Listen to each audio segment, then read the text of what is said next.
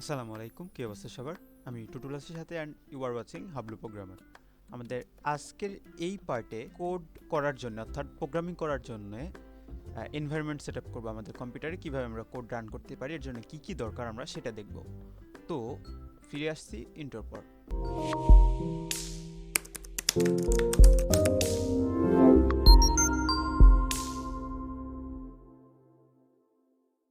তো প্রথমে আমরা বলে নিই কীভাবে তোমরা আমাদের সাথে কানেক্ট হতে পারবে। এই জন্য আমরা গুগলে এসে আমরা যদি গুগল মামাকে বলি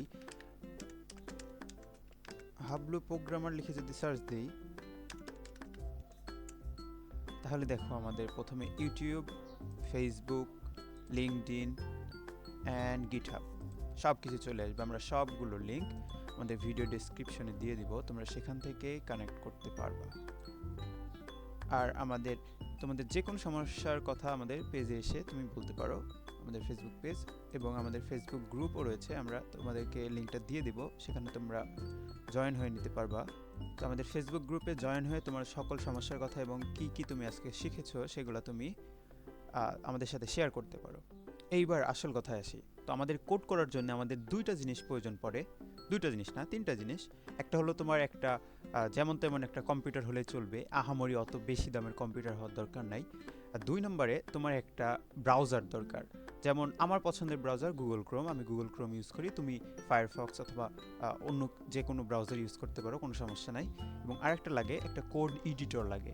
সো কোড এডিটর হিসেবে আমি ভিএস কোড ইউজ করি। সো আমি যেহেতু ভিএস কোড ইউজ করি, এই জন্য তোমারও যে ভিএস কোড ইউজ করতে হবে এমন তো কোনো কথা নাই। তুমি আরও অন্য অনেক কোড এডিটর আছে, ব্র্যাকেট আছে, অ্যাটম আছে, অনেক কিছু আছে, তোমরা ওইটাও ব্যবহার করতে পারো। তো আমি যেহেতু আমার পার্সোনাল রিকমেন্ড থাকবে ভিএস কোড, কারণ আমি এটা ইউজ করে মজা পাই। গুগল মামাকে আমরা গিয়ে যদি বলি ডাউনলোড ভিএস কোড দিয়ে যদি আমরা এন্টার চাপ দিই, তাহলে প্রথমেই দেখো যে লিঙ্কটা আসছে, সেই লিঙ্কটাই আমরা যদি প্রবেশ করি, তাহলে লিঙ্কটা আমরা ভিডিও ডেসক্রিপশনে দিয়ে দেবো।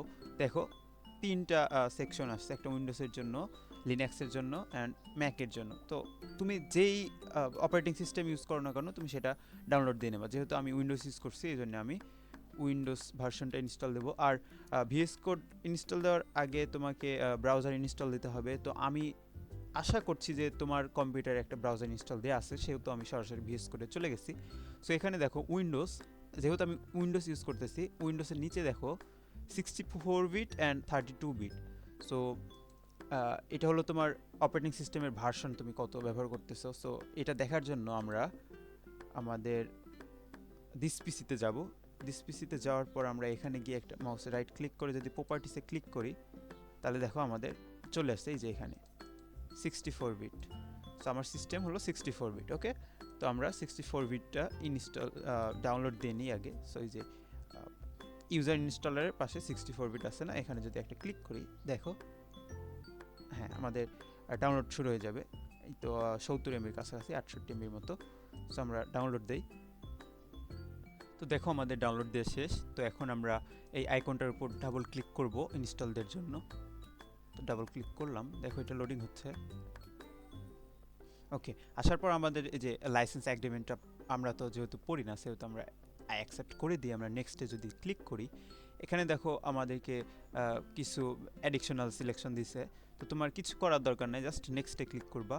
ক্লিক করার পর যদি আমরা ইনস্টলে ক্লিক করি, তাহলে দেখবো যে আমাদের ইনস্টল হয়ে যাবে, ইনস্টল প্রসেস। যেহেতু আমি আগে ইনস্টল দিয়ে রাখছি, সো আমার ইনস্টল আমি দিচ্ছি না, তোমরা দিয়ে নেবা ইনস্টল। ক্লিক করলে ইনস্টল শুরু হয়ে যাবে। তোমরা কেটে দিলাম। আমরা যদি এখন অ্যাপসে ঢুকি,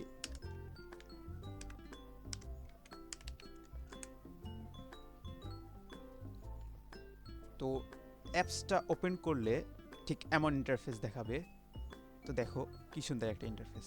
এখান থেকে তোমরা এই যে হাতের বামে দেখো এই এক্সপ্লোরার মেনু থেকে যে কোনো এই যে ওপেন ফোল্ডার আছে না, এখান থেকে ক্লিক করে যে কোনো ফোল্ডার আমরা অ্যাক্সেস নিতে পারি, যে কোনো ফোল্ডার আর কি ক্রিয়েট করতে পারি। ধরো আমি যদি এখানে একটা নতুন ফোল্ডার ক্রিয়েট করি হাবলু নামে, অ্যান্ড এটা যদি আমি সিলেক্ট করে দিই, তাহলে দেখো ফোল্ডারটা এখানে অ্যাড হয়ে গেছে। এই যে ফোল্ডারটা চলে এসেছে, এই দেখো হাবলু নামের একটা ফোল্ডার চলে এসেছে। তো এখানে যদি আমরা আমাদের ফাইল তৈরি করতে পারি চাই, তাহলে এই যে নিউ ফাইলে ক্লিক করে এখানে যদি আমরা লিখে দেই তাহলে দেখো আমাদের HTML ফাইল ক্রিয়েট হয়ে গেছে। এইভাবে আমরা ফাইল ক্রিয়েট করতে পারি। সো আর এই পাশে দেখো সার্চ অপশন, এরপরে এটা গিট অপশন, এটাও আমরা পরে আলোচনা করব আমাদের। এরপরে ডিবাগ অপশন, অ্যান্ড এরপরে আছে দেখো এক্সটেনশন অপশন। এখান থেকে আমরা এক্সটেনশন ইনস্টল দিতে পারি আমাদের কাজের সুবিধার জন্য, রাইট? গুগল ক্রোম অথবা ফায়ারফক্সে যেমন আমরা আমাদের কাজকে আরও সহজ করার জন্য কিছু এক্সটেনশন ইউজ করি না, ঠিক তেমনি আমাদের ভিএস কোডেও আমরা কোড দ্রুত রান করার জন্য আরও অনেক কিছু করার জন্য আমাদের এক্সটেনশন প্রয়োজন হয়। তো আমি যে এক্সটেনশনগুলো ইউজ করি তার ভিতর কয়েকটা জনপ্রিয় এক্সটেনশন তোমাদেরকে বলি। যেমন অটো ক্লোজ ট্যাগ, ধরো তুমি একটা ট্যাগ ওপেন করছো, সাথে সাথে ওই ট্যাগটা ক্লোজিং ট্যাগ হয়ে যাবে যদি এই এক্সটেনশনটা ইনস্টল দিয়ে রাখো। তো জাস্ট এই যে এখানে সার্চ অপশন আছে না, এখানে যদি আমি লিখি অটো, তাহলে দেখো auto rename tag, auto close tag, এই দুইটা ইনস্টল দিয়ে নিবা। অটো রিনেম ট্যাগ হচ্ছে অটোমেটিক্যালি তোমার ফাইলের নেমটা চেঞ্জ হয়ে যাবে। অ্যান্ড অটো ক্লোজ ট্যাগ, এই যে জাস্ট এখানে আনইনস্টল লেখা আছে না, এখানে তোমারটাই ইনস্টল লেখা থাকবে, যেহেতু তুমি ইনস্টল দাওনি। সো ইনস্টল দিবা, তাহলেই হয়ে যাবে। এরপরে আমরা আরও কিছু ইউজ করি, যেমন কোড রানার।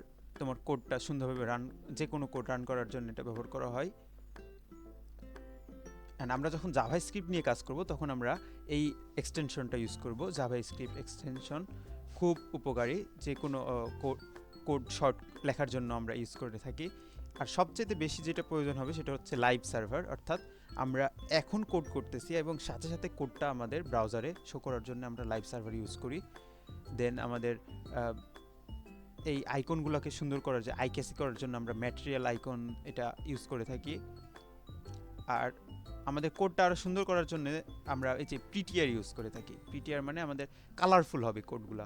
তো আমি এইগুলোর সব আমি ভিডিও ডেসক্রিপশনে লিখে দিব, তোমরা জাস্ট সার্চ দিবা আর ইনস্টল দিয়ে নিবা। তো এটা ধরে নিলাম তোমরা ইনস্টল করে ফেলছো। এখন আমরা দেখি একটা কাজ, যে আমাদের সেটিংটা চেঞ্জ করতে হবে। সো এই দেখো একদম নিচের দিকে গিয়ার আইকন দেখতে পাচ্ছ, এটা সেটিং। সো এখানে ক্লিক করার পর এই যে সেটিংয়ে আবার ক্লিক করব। ক্লিক করার পর আমাদের প্রথমেই দেখো অটো সেভ, এটা তোমাদের অফ করা থাকবে। তো এটা আফটার ডিলে করে দেবা, তাহলে কোড তুমি লেখার সাথে সাথে অটো সেভ হয়ে যাবে, সেভ করতে হবে না। সো কারেন্ট চলে গেলে অথবা তুমি যদি কেটে দাও তাহলে কোনো সমস্যা নাই। এরপরে ফন্ট সাইজ, এই ফন্ট সাইজটা আমরা একটু বাড়াইনি, আমরা 20 করে নিলাম এবং অটো বেড়ে যাবে, আমাদের কোনো সেভ করতে হবে না। এটা হলো সুবিধা। আর এখানে এক্সটেনশন থেকে আমরা লাইভ সার্ভারের এইটা কাস্টম ব্রাউজারে দেখো সেটিং, এটা কাস্টম ব্রাউজার থেকে আমরা গুগল ক্রোম প্রাইভেট মোড করে নিলাম, যাতে আমাদের কেস যত আছে এগুলো সব কিছু না করে নতুনভাবে ওপেন হবে। সো আমরা এটা করার পর আমরা ধরো আমাদের HTML ফাইলটাতে গিয়ে একটা তোমাকে শর্টকাট বলি, যেমন শিফট চেপে যদি আমরা 1 ক্লিক করি, এরপরে যদি আমরা এন্টার হিট করি, দেখো আমাদের HTML পুরা সিনট্যাক্স চলে আসছে। এইভাবে আমরা করতে পারি। সো আমরা লাইভ সার্ভার করার জন্য এখানে মাউসে রাইট ক্লিক করে এই যে দেখো ওপেন লাইভ সার্ভার, এখানে ক্লিক করে সো আমরা প্রথমবার অ্যালাউ চাইবে, আমরা অ্যালাউ দিয়ে দিই। ওকে, সো আমাদের হয়ে গেছে। এখন আমরা যদি এটা পাশে রাখি, তো এরপরে যদি আমরা কিছু কোড লিখি, যেমন h1 ট্যাগের ভিতরে যদি লিখি যে হাবলু প্রোগ্রামার, দেখো আমার সেভ করতে হয় নাই, সরাসরি লাইভ সার্ভারে আমাদের কোড শো করতেছে। সো এই হলো আমাদের এই লাইভ সার্ভারের সুবিধা। এরপরে আমরা অনেক কিছু নিয়ে আমাদের বিস্তারিত আলোচনা করব। তো দেখো আমি যদি আরও একটা ফাইল ক্রিয়েট করতে চাই, তাহলে জাস্ট নিউ ফাইলে এসে আমরা লিখব style.css। দেখো আমাদের ফাইল খুব তাড়াতাড়ি সিলেক্ট হয়ে গেছে। এমন আরও শর্টকাট, যেমন আমরা এটা এখান থেকে না করেও আমরা Ctrl+N থেকে আমরা করতে পারতাম। এই দেখো Ctrl+N থেকেও এখান থেকে আমরা ফাইলের নাম দিয়ে করতে পারতাম একদম ইজি উপায়ে। দেখো আমাদের একটা নতুন ফাইল ক্রিয়েট হয়ে গেছে।